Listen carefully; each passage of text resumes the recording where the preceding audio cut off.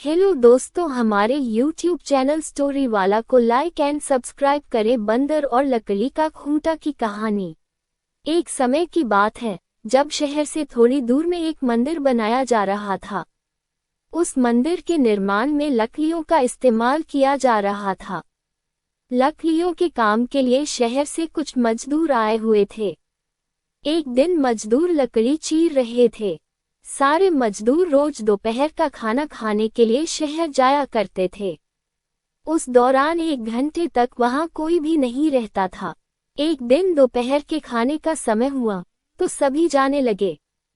एक मजदूर ने लकड़ी आधी ही चीर थी, इसलिए वह बीच में लकड़ी का खूंटा फंसा देता है ताकि दोबारा चीरने के लिए आरी फंसाने में आसानी हो।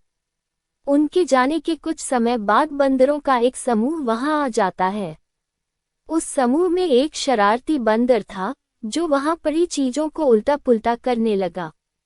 बंदरों के सरदार ने सभी को वहां रखी चीजों को छेड़ने से मना किया।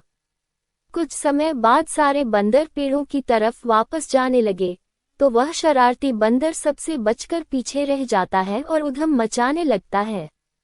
शरारत करते करते उसकी नजर उस अधरे लकड़ी पर पड़ती है जिस पर मजदूर ने लकड़ी का खूंटा लगाया था।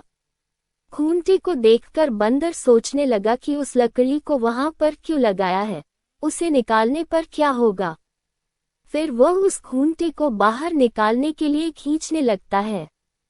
बंदर के अधिक जोर लगाने पर वह खूंटा हिलने और खिसकने लगता है, जिसे देखकर बंदर खुश होता है और जोर लगाकर उस खूंटे को सरकाने लगता है। वह खूंटे को निकालने में इतना मगन हो जाता है कि उसे पता ही नहीं चलता कि कब उसकी पूंछ दोनों पाटों के बीच में आ गई। बंदर पूरी ताकत के साथ खूंटे को खींचकर बाहर निकाल देता है। खूंटा निकलते ही लकड़ी के दोनों भाग चिपक जाते हैं और उसकी पूंछ बीच में फंस जाती है।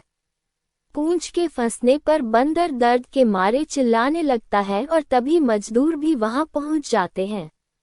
उन्हें देखकर बंदर भागने के लिए जोर लगाता है तो पूंछ टूट जाती है। वह चीखते हुए टूटी पूंछ लेकर भागता हुआ अपने झुंड के पास पहुंच जाता है। वहां पहुंचते ही सभी बंदर उसकी टूटी हुई पूंछ देखकर हंसने लगते हैं। कहानी से सीख। इस कहानी से हमें ये सीख मिलती है कि हमें न तो दूसरों की चीजों के साथ छेड़छाड़ करनी चाहिए और न ही उनके काम में दखलंदाजी करनी चाहिए। ऐसा करने से हमें ही नुकसान होता है।